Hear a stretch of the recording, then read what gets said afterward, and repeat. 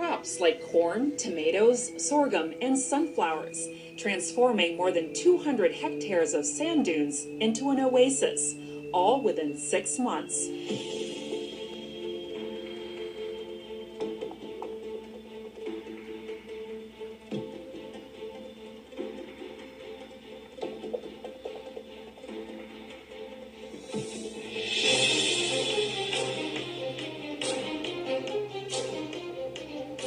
Little, if any, rain and scorching temperatures, not exactly ideal conditions to support vegetation.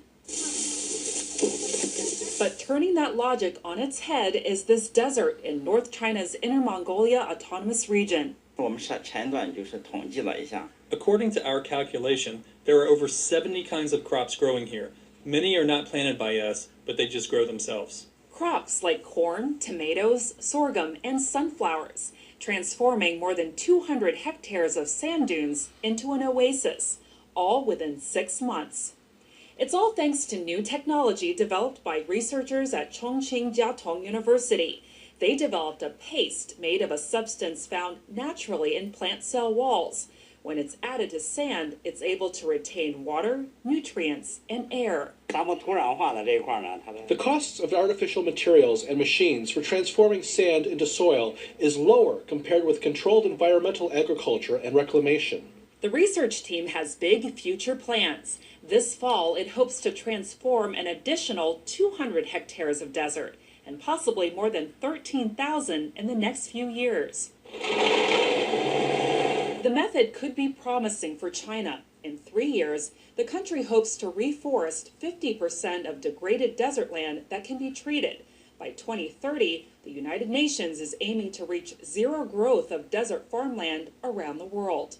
So China's breakthrough experiment in converting sand to soil is promising for making land seemingly hostile to life fertile ground.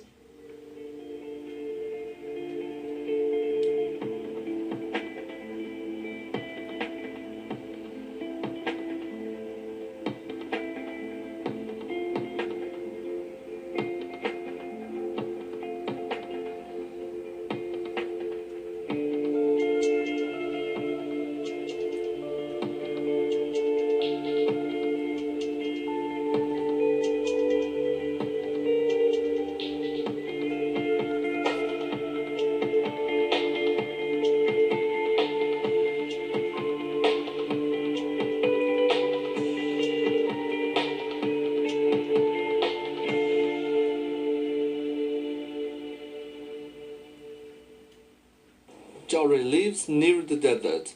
He has a new job working in a solar power station. For 1,000 years, there's nothing here but sand in the middle of the Kubuchi Desert. And now, this is one of the largest solar power stations in northwest China, and it only took 2 years to build this oasis here. The solar power station generates 500 million kilowatt hours every year. It also generates income for local people. We've hired local people for construction and maintenance work. They also become shareholders by leasing land to us. I used to earn 2,000 to 3,000 yuan a year. Now I get paid 48,000 yuan a year. It's a big difference. This is an example of the desert economy in Kubuchi. It's part of the efforts of a private company called E-Line to roll back desertification. The core of it is to balance the relationship between government, enterprises, farmers, and ecological environment. Raising the income of local people is vital to the success, and the environment is also benefiting.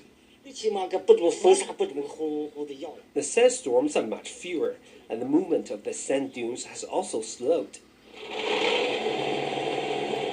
Various ways are being developed to improve efficiency and reduce cost, like reserving 40 days of water for a tree and planting licorice that sells for around 10 yuan per kilogram in the market.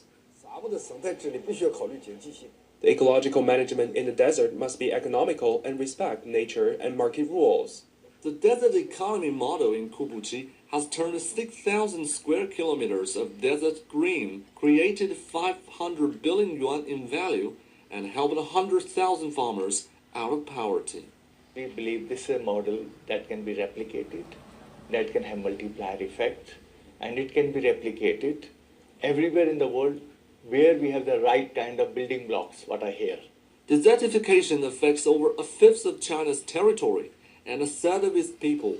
After years of efforts in legislation, policy, finance, mechanism, and technology innovation, China has become one of the few countries in the world that has reduced the areas under threat. Is it possible to turn this yellow sand land into a fertile soil? We plant a family of flowering plants having pods as fruits, and root modules that can extract nitrogen from the air.